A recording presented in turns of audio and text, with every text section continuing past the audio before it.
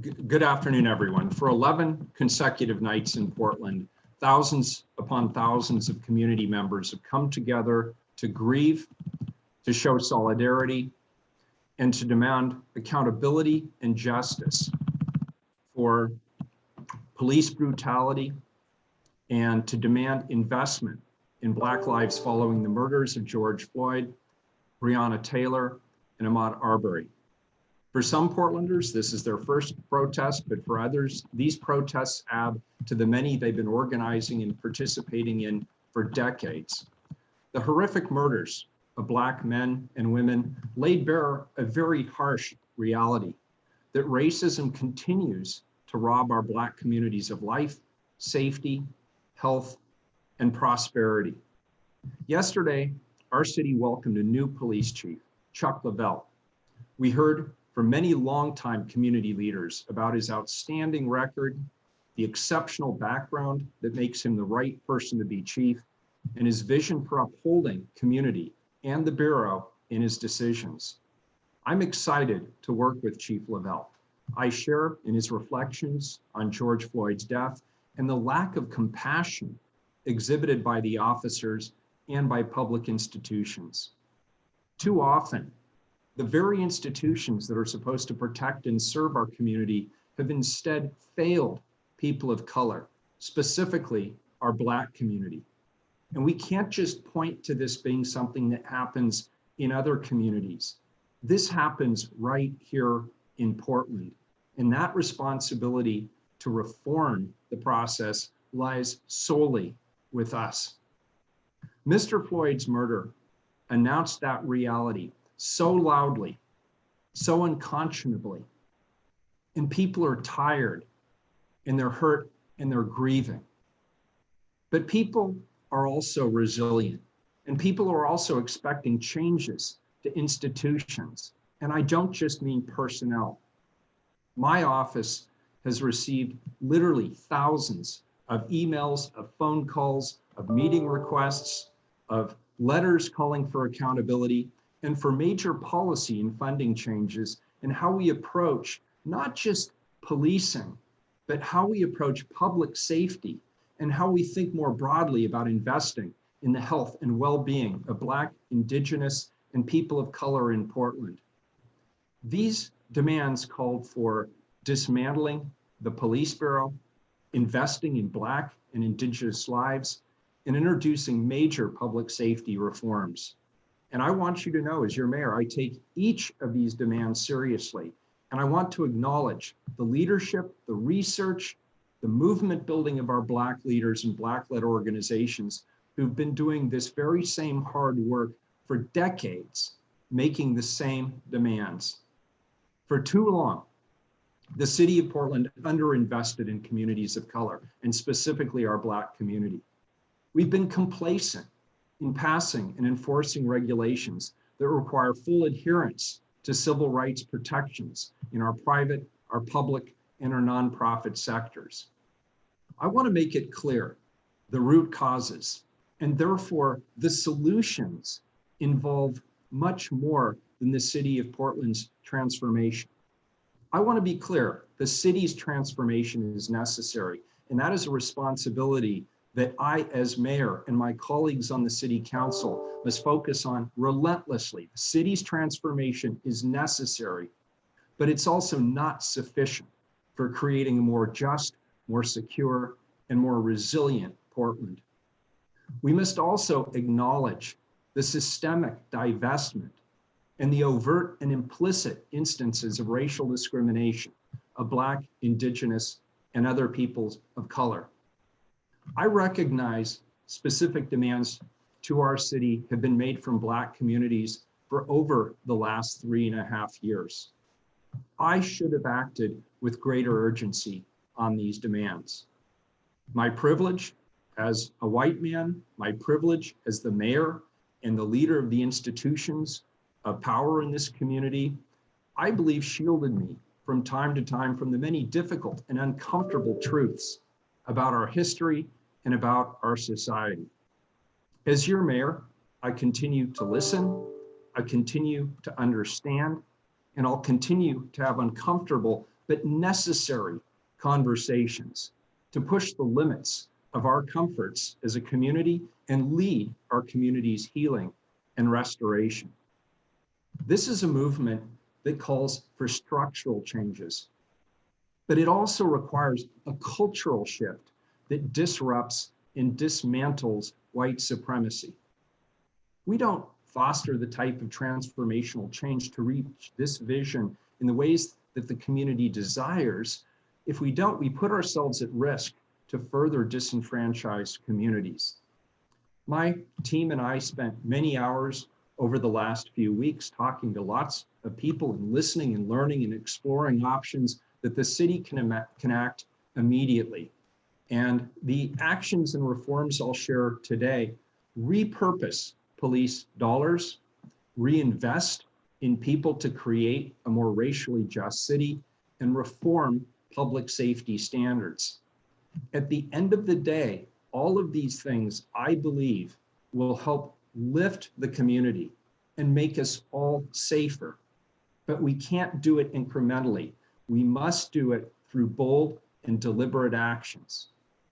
These are the actions demanded by the community and reflected in the Urban League of Portland's State of Black Oregon and the Portland African American Leadership Forum's People's Plan. The public has given us this historic opportunity to reimagine what policing and public safety generally looks like in Portland and all across America. And the vision must include looking at everything: how we recruit, how we train, how we incentivize policies that we put in place, and how we engage with the community. Everything needs to be on the table. And we need to fundamentally change the police bureau in how we interact with police in our daily lives. I'll work with my city council colleagues, leaders across the region, and leaders in the community on what comes next. Around the nation, history is being written. These actions are long overdue, and government isn't doing this alone. We're doing it with you, with our community partners, with our Black leaders and community. Here's just a few highlights. We propose to redirect over $7 million from the Police Bureau and $5 million from other city funds directly to communities of color, reinvesting $12 million. We're going to dissolve the Gun Violence Reduction Team, the School Resource Officer Program, and the Transit Specialty Units. We'll stand with the Oregon Legislative People of Color Caucus to fight for urgently needed reforms, and with our federal delegation to reform the Qualified Immunity Doctrine.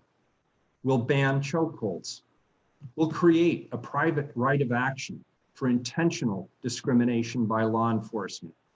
And we'll reform the use of consent searches in traffic stops, amongst other things. To conclude, this is our opportunity to reimagine every aspect of policing together with our officers, because they will be on the vanguard of major reformation in the Bureau, and we need them, and we need to support them through these major changes. This is a time that calls for bold and, at times, as I said, uncomfortable reforms. This list is part of what's next in our immediate future. It's, of course, just the beginning. There'll be more, because this alone is not enough. Police reform is not enough.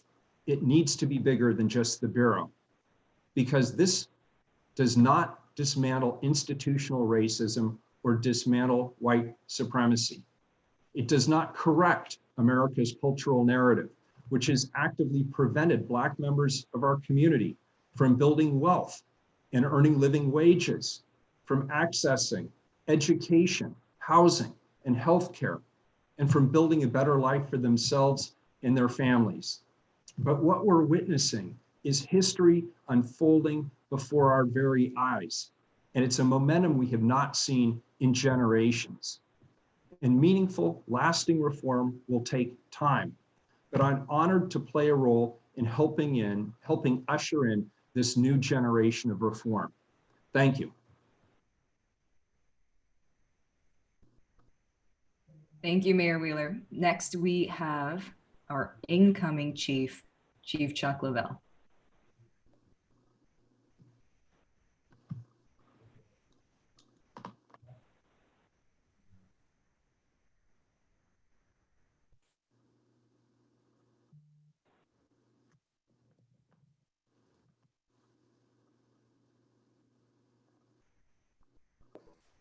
Can you hear me?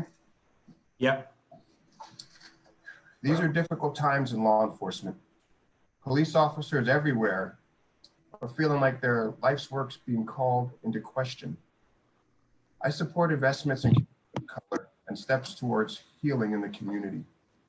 We're listening and we're hearing, and we're trying to align our department with what the community's been asking for. We remain committed to building trust in the community, particularly communities of color, and delivering a high level of public service to the city of Portland. This will lead to structural change, but I'm asking the community to support our officers as we move forward. Thank you.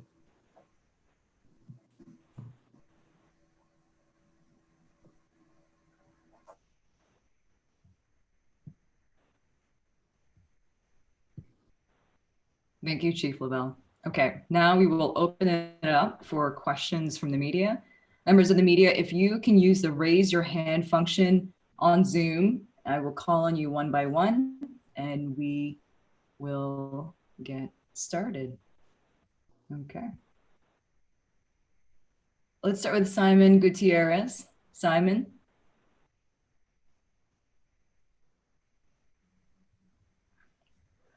Unmuting. Hello. Hello. A question for the mayor.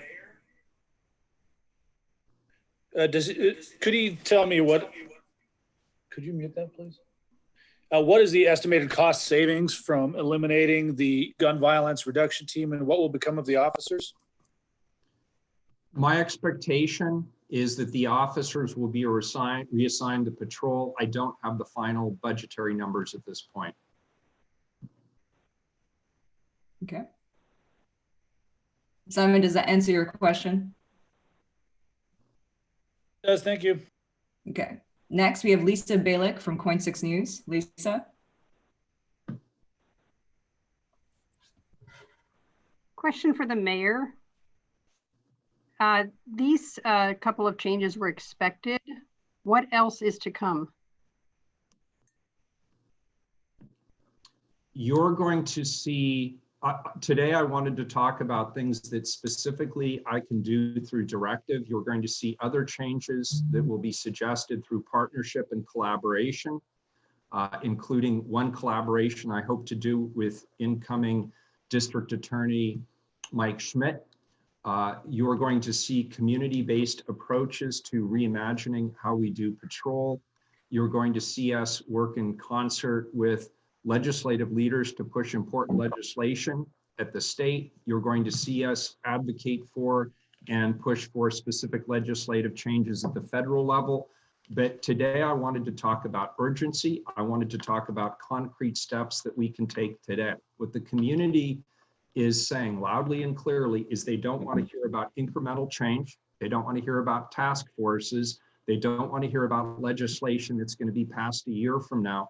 They want to know what is our level of commitment today to reforming the way we do policing in this community, reimagining the way that we view public safety as a community, and how we work together to not only address these important issues, but how we broaden this movement to talk about everything from education to access to capital, to access to shared economic prosperity, to improve health outcomes, even our response to COVID. But I didn't want to talk long-term today or even medium-term. I wanted to talk today specifically about those things we can do right now and the things we are doing right now through mayoral directive.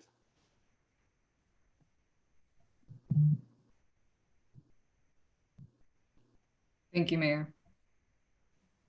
Okay, Lisa and other reporters who are on this call, we will be sending out a 2-pager with a complete list of the initial steps we'd like to take. So be on the lookout for that right after this press conference is over.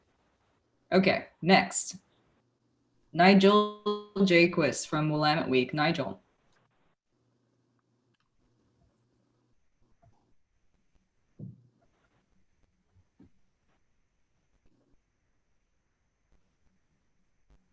Hey, Eileen, if you can hear me, I think Nigel might have had some audio issues.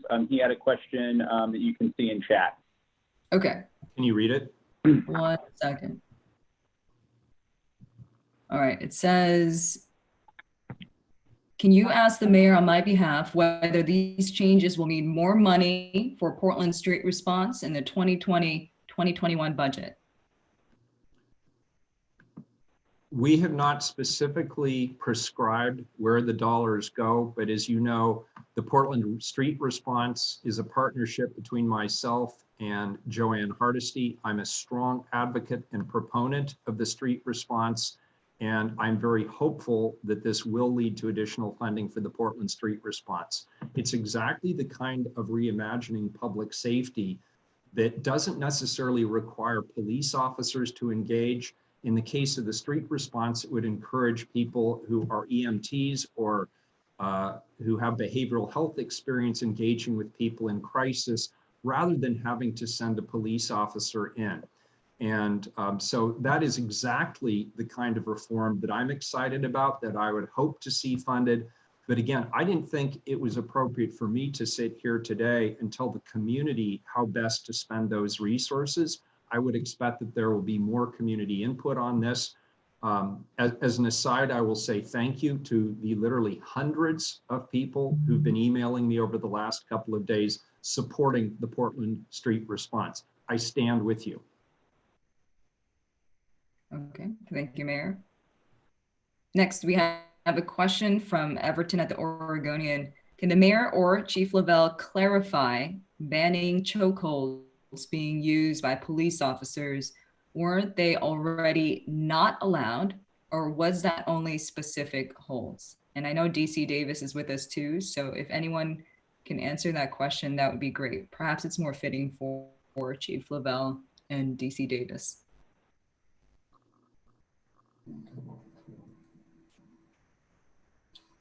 Sure. Right now, chokeholds are banned as a method of control, like as a control hold. We don't use them. They are considered deadly force if you have to use them in a life-saving situation. But for all intents and purposes, they are banned as a method of control. Okay.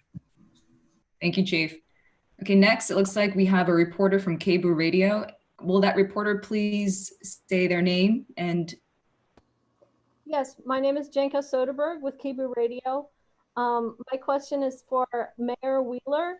Will you ban the use of tear gas, flashbang grenades, LRAD, and rubber-coated steel bullets by your officers? Commit to dismantling the police department, and will you resign?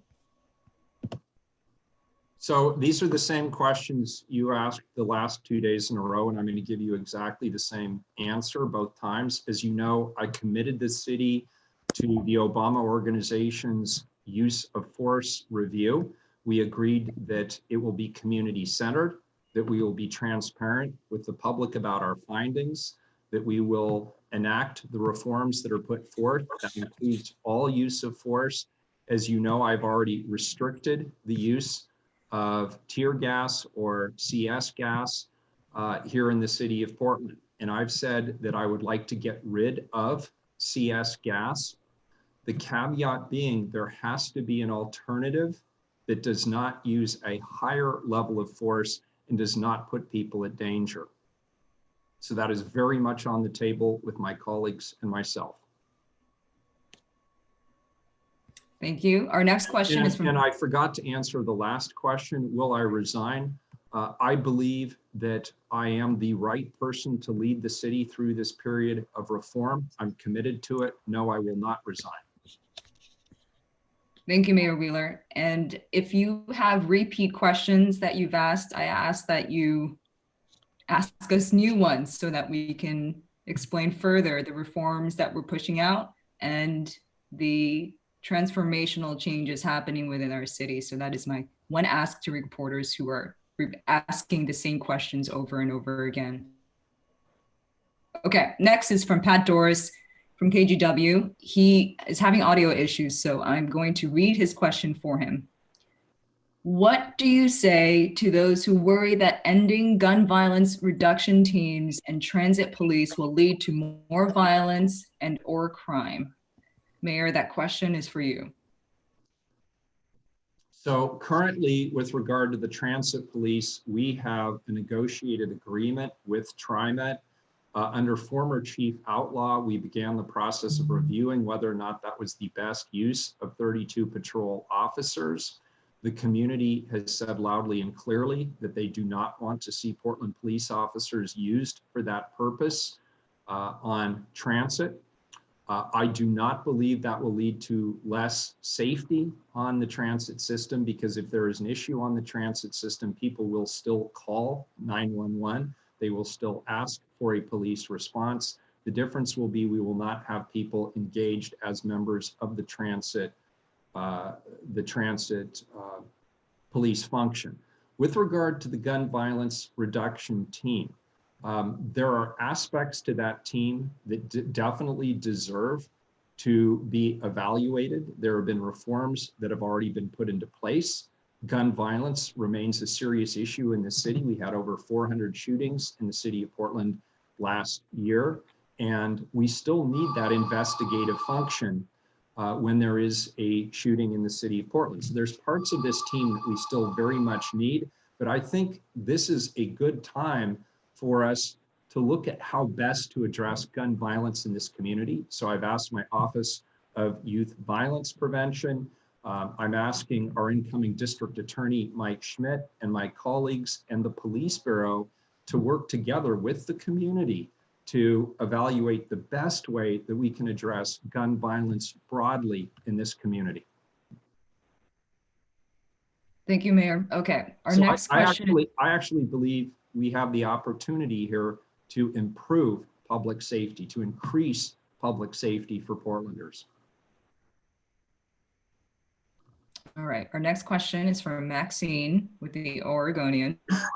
Two questions, and I believe you answered part of this, Mayor. With the disbanding of the GVRT, who in the Police Bureau will respond to shootings in the city? That's number one.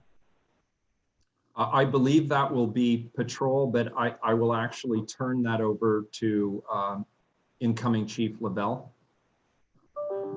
to make sure we're accurate on that answer. We're going to have to figure that piece out. Those shootings have to get investigated. We have officers in that unit and detectives also. So there'll probably be a combination of the detectives doing the investigative piece, either under the detective division or some other format, and then the officers being reassigned. Thank you, Chief. Okay, so the second question Maxine had, for years, there have been calls from the community for a truly independent board with subpoena powers that would investigate allegations of police misconduct up to police shootings. Will you push for such a board to be created in Portland? Mayor? Hang on, I think I have to restart my video. Oh, here it is. Okay. The answer is yes. The current structure with the Independent Police Review Commission under the auditor and the CRC, that process does not have the public's trust. There are gaps in the way that current structure, the way that we currently do independent police oversight and evaluation. And Commissioner Hardesty and I have had a number of conversations on this subject. She and I together want to lead a process to evaluate both how IPR and CRC works and propose a different structure. The structure we have right now isn't pleasing anybody. It's not doing what we want, and it doesn't have the public's trust in terms of true oversight. And part of the problem right now is that committee doesn't have any real teeth. It doesn't, neither of them have the kind of teeth that true independent oversight requires. And so the commissioner and I are going to work and see if we can work with community, if we can work with the Police Bureau if we can work with our independent auditor and come up with a better strategy. It's been a long time since we've reformed that independent oversight and evaluation structure, and it's due for an overhaul. Thank you, Mayor. Our next question is from Alex Zielinski with the Mercury. Hey, Alex.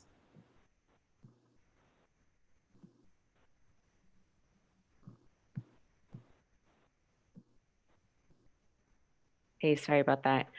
I'm curious about the time frame here for the three programs that you're announcing disbanding. Is that something that's happening today? Is that happening with the new budget? When can we expect these changes and reshuffling of police officers to begin?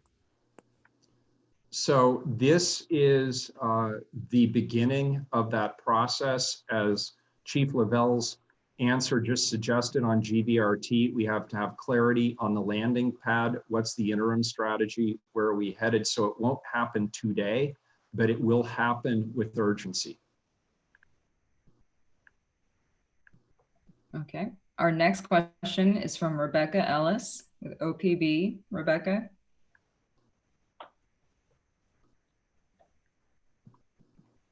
Hey, can you guys hear me? Yes. You kind of touched on that, but I'm curious what the timing is for the other specialty unit, transit police. So with regard to the transit police, we're currently in an intergovernmental agreement with TriMet. That intergovernmental agreement expires at the end of the year. We will not renew that on January 1st. Okay, so there'll still be Portland police officers there until January 1st. Yeah, and I want to be clear on all of this, sort of a blanket caveat.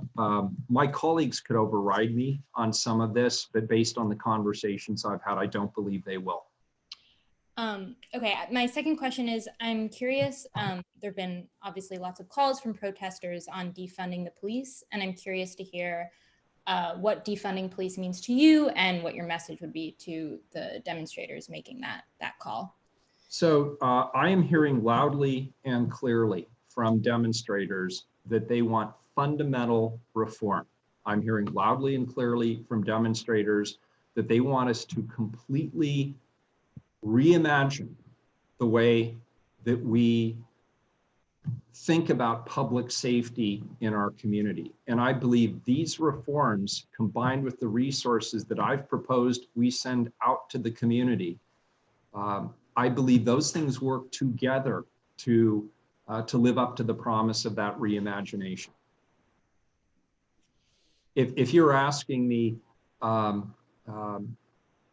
do these things work together? The answer is it's not just sufficient to change policing. We also have to invest in a community that's been disinvested from for decades.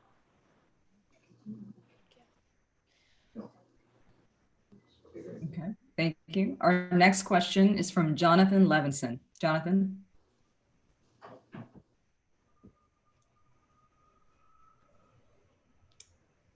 Yeah, hi. GVRT works with federal and local agencies in like the Portland Area Crime Gun Initiative. They leverage tools like the ATF's NIBIN database. Will PPB still be participating in that, or will there still be officers doing that, or is this sort of just a name change, getting rid of the GVRT name, but the functions will stay in place?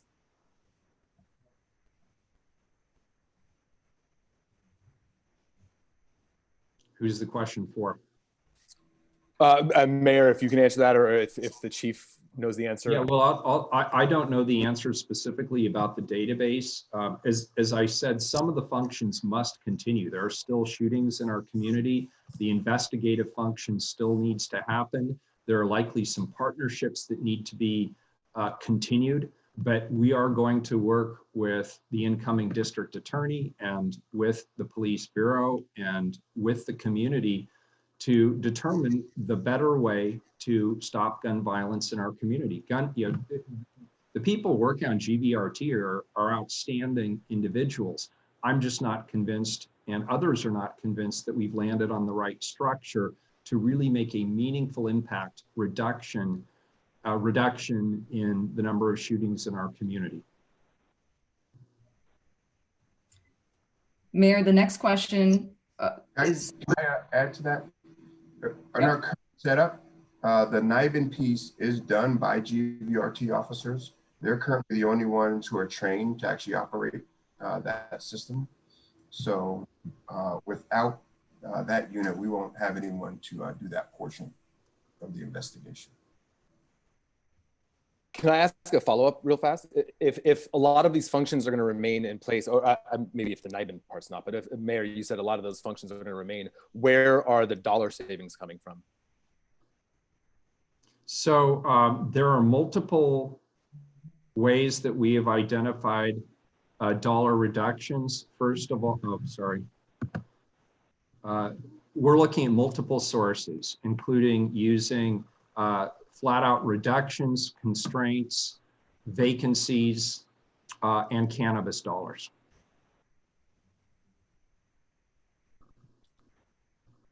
Jonathan, does that answer your question?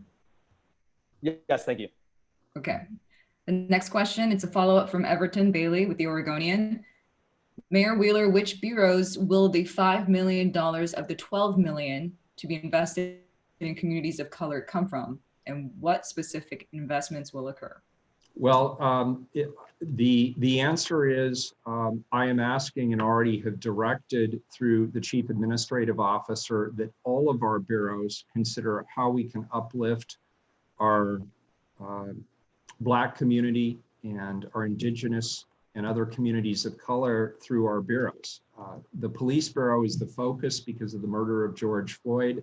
The conversation right now is about fundamental policing reform. And I don't want to take away from that moment, and I don't want to lose focus on what the current movement is about. But we also have to talk about the work of other bureaus and other jurisdictions. And so I've asked my bureaus across the city to find us an additional $5 million in addition to the constraints that we've already put forward to help us make new investments in the Black community in Portland. Thank you, Mayor. Okay, And our next question. Yeah. Sorry, go ahead. Never mind. Our next question is from Mila at KGW. She wants to know if you are considering reassigning the Police Bureau. Not at this time, no. Okay. And I see another question in the Q&A section from Rebecca, but I'm assuming that was answered when she asked you. So unless she texts me otherwise, I will move on to the next question. The next question is from Dan Haggerty with KGW. Where do you expect to see any pushback from the police union, and how pivotal are these upcoming contract talks to the level of reform being discussed? I am grateful for the question because I want to underscore the pace of change that we're asking from the men and women who serve in the Police Bureau. And it's withering. They've been standing out there on the front line throughout the middle of the night. They are tired, they are exhausted as they hear conversations nationally and locally about policing. I know they are hurting. I know their families are hurting. I know that their morale is very low right now. And I want to remind them that this is not about them personally. This is an opportunity for us to really change the way public safety has been done in our community and in our nation. This is really the first time our generation has had the opportunity to throw everything on the wall and ask honestly and with integrity, have we gotten it right? And what the community is telling us overwhelmingly is no, we haven't gotten it right. And so I'm asking a lot from the men and the women in the Police Bureau. I'm asking them to join me in being as open-minded as possible, as humble as possible, as transparent as we can be with the community about how we can work together to do even better than we're doing right now. I have said many, many times from the podium that I have great confidence in the men and women of the Portland Police Bureau. And I want to be clear, that confidence has not waned at all. I know they're hurting, but I also want to remind them this is really about the institution. It's about the institution of policing. And we have a really amazing opportunity here. The Police Bureau, my colleagues, and me and the community, we have this opportunity to really bring all of our expertise, all of our experience to the table and really get it right. And we cannot do it without the men and women in the Portland Police Bureau. I have 2 members of my staff that collectively have served in policing for over 4 decades, maybe even closer to 5 decades. It's really hard hearing your life's work called into question. And I get that, I understand that. But this is our opportunity to really take that experience and that life's work and not see this as a referendum on that work or a criticism of the way we've done things or how we've lived our lives or what we've done. This is an opportunity for us to work with community to build something really remarkable, something innovative, something transformative, something new that will improve public safety in our community, because we all know collectively we can do better. I would expect the police union to have differences of opinion about this. I speak to union leadership on a regular basis. I believe we have very good communication and collaboration, and they worked with us as we've talked about how to help balance a budget that was already a very difficult budget before this. And I would expect we'll have some difficult conversations going forward. We'll probably have some heated debates, but I know we all want the same thing. I know we all love this community, we support this community, and we want to see our community be safe. And so the burden is not just on them and is not just on us. We need our police officers, we need to support them, and they also need to work with us. And the men and women I've talked to, spoken with in the Portland Police Bureau, they're up for it. They're up to it, they're ready for the challenge, and they're ready to be part of history. Thank you, Mayor. Our next question is from KBOO Radio. She has a follow-up. Yes.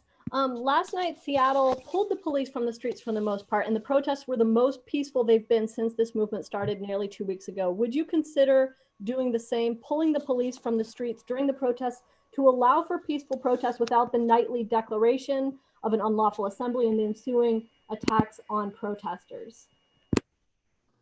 Well, you know, again, as I've said many times, I don't call tactics during an incident. There are people who do that based on the situation on the ground and using the intelligence and the best information they have at the time. And I would not preordain what they should be doing in terms of responding to a situation that has not yet unfolded. So I would not direct that at this moment. But I think you asked, would I be open to it? The answer is yes, of course.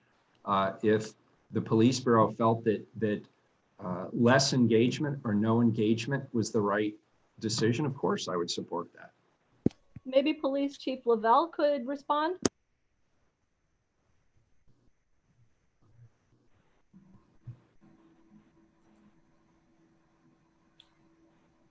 We're in a position where we have to protect the folks who are in the Multnomah County Detention Center, who are also in this building. We've reduced the amount of people that we need to do that to the bare bones level that's required to maintain the safety of this building. We still meet with folks throwing things at us, projectiles and things of that nature. So we have to be able to respond to that immediate situation. But we're going to do what we need to do to protect the folks who are housed in this building. Thank you, Chief. Okay, our final question is from Alex Linsky with the Mercury. She has a question for the Chief.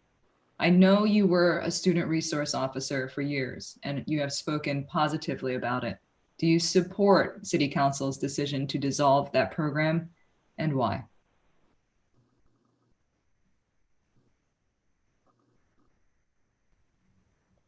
Chief Lavelle, that's for you. Yeah, I'm just getting my unmute.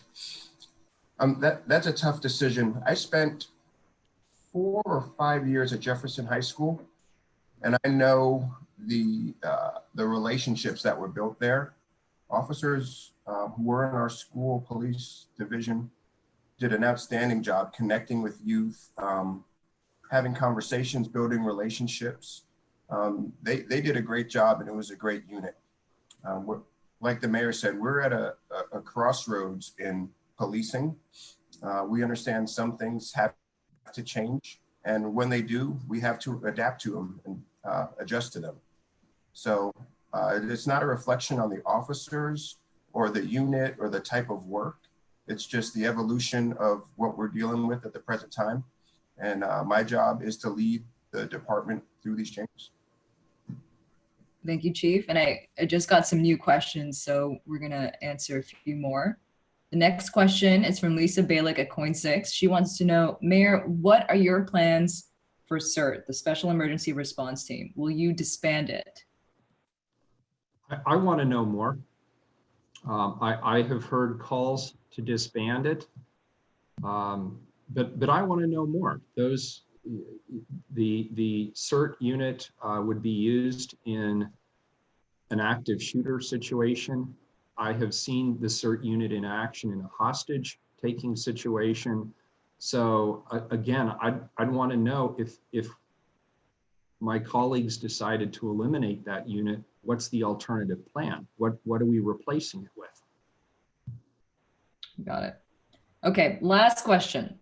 Dan Haggerty from KGW. He wants to know, how can $12 million of city money be redirected at a time when COVID has put such a massive strain on the budgets of every department in the city? Where is the money coming from? So I believe I answered that previously. It will come from a combination of sources, including savings within the Bureau itself, and that could be anything related to materials and service. It could be other savings. It could be putting projects on hold. It will certainly include vacancies, which are currently being held. It will include some cannabis resource as well. So it will be a combination of different items. Okay. All right. Different sources is the right way to put it. Okay, so I think we answered everyone's questions. If you have more questions, you know how to reach me. I want to thank everyone for joining our press conference. Members of the media, just a reminder that you will be getting a press release shortly with a complete list of our proposed reforms. Eileen, can I say one more thing in response of course. to the question that was just asked? Look, there's no easy answer here. Let's be really clear. Let's be really clear. There's no easy answer here. As I indicated earlier in the press conference, we already were in a tough budget situation, but the community has spoken loudly and clearly. And I have pledged as the mayor to listen, to understand, to consider ideas that are being put forward, and to show real faith in transformational change. So regardless of the situation in which we find ourselves, I believe it is the burden is on me and it is on us to show that we are committed to transformational change and reimagining how public safety looks in this community. I believe we can find those savings without jeopardizing the public safety, but it won't be easy. If it were easy, we would have done this a long time ago.